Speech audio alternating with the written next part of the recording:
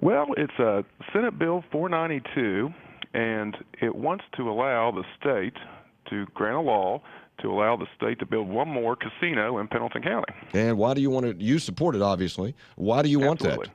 Why do you want that? Well, a little background on Pendleton County. In 1940, the population of Pendleton County was around 11,000 people.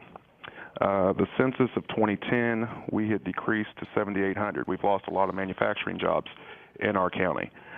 Just an update on the census for 2012, we've dropped another 2%. We're down to around 7,600. Well, you had the big shoe factory there that closed, right? I mean, that hurt. Correct. We had the Hanover Shoe Factory, and then we had a sewing factory. We've just been peppered with losses with manufacturing. We haven't been able to replace them. Mm-hmm.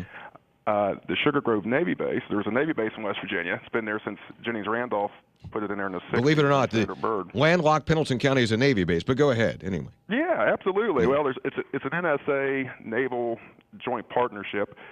Well, that base is being shut down in the middle of 2015, and we're going to lose around 300 to 400 civilian jobs as a result of that, which is devastating to our population base and economic base. You could see Pendleton County lose easily 10% of its population in the next 5 years if we're not able to replace those jobs. So you think the casino will solve that?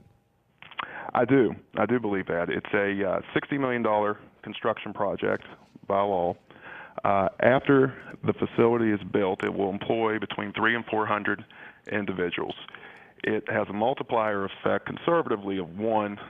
You can get real aggressive and try to push it up to 2, meaning that for every job that's directly hired by the casino, there'll be an indirect job. For example, they would need dry cleaning services or paper supplies or any numerous services that you can think of.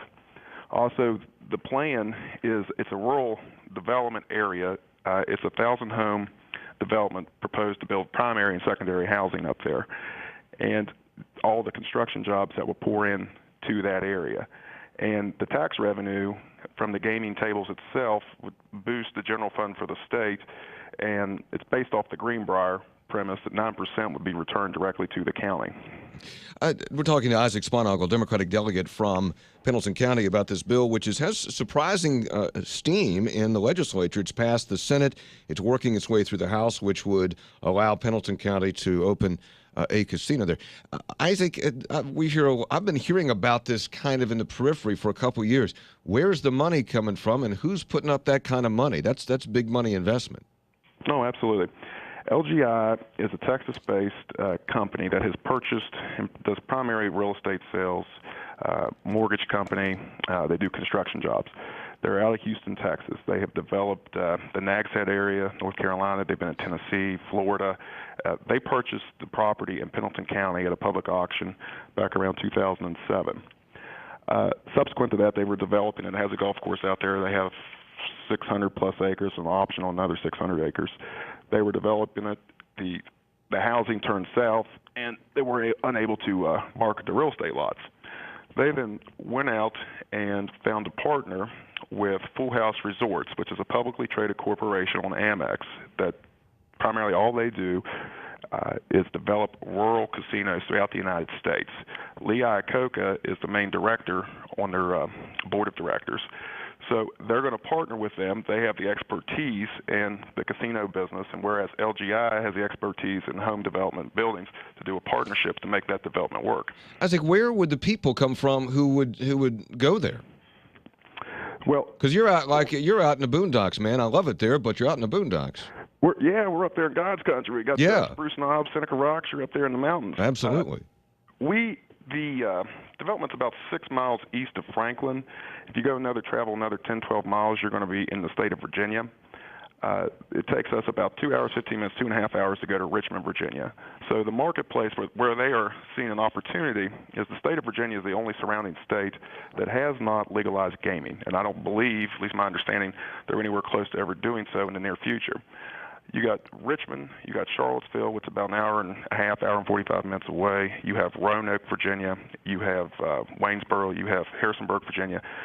That is their key marketplace. There might be a little bit of a crossover up into the Northern Virginia area, but that's where they're targeting their target areas at. Delegate Isaac Sponaugle, who is a Democratic delegate from Pendleton County on this legislation that would clear the way for, although I believe you'd have to have a county vote the way it is now, right? That's correct. All right, you have to have a That was referendum. agreement by everybody. There would be a referendum, just like the other casinos in the state have had occur in their counties. Isaac, there's this, and look, you're there too. I mean, there's a certain amount of irony here because on one hand, you and others who support this are trying to pave the way for a vote in Pendleton County on a casino.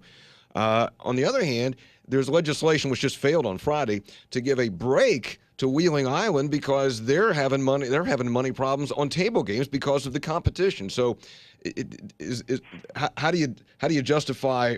In one county, we want to get in the gambling business. In other counties, they say, boy, our gambling business is suffering. I mean, there is a bit of an irony there, is it not? Yeah, but Wheeling's getting the problem with Wheeling, where they're being, at least my understanding is they're being attacked by Pennsylvania and Ohio have opened it up, and I'm not 100%. I'm not an expert in that area up there, but I believe on the table games that Pennsylvania takes maybe only 15% of your winnings, whereas in West Virginia we take a third of your winnings. So some of the tax structure and basis, I'm not 100% certain on that. I do know from our point of view, the market and the opportunities are there. It's wide open for the state in the state of Virginia. So there's just no competition in the surrounding area. We're 230 miles away from Wheeling, 200 plus miles away from Charleston. So it's a good marketplace. Is the bill going to pass?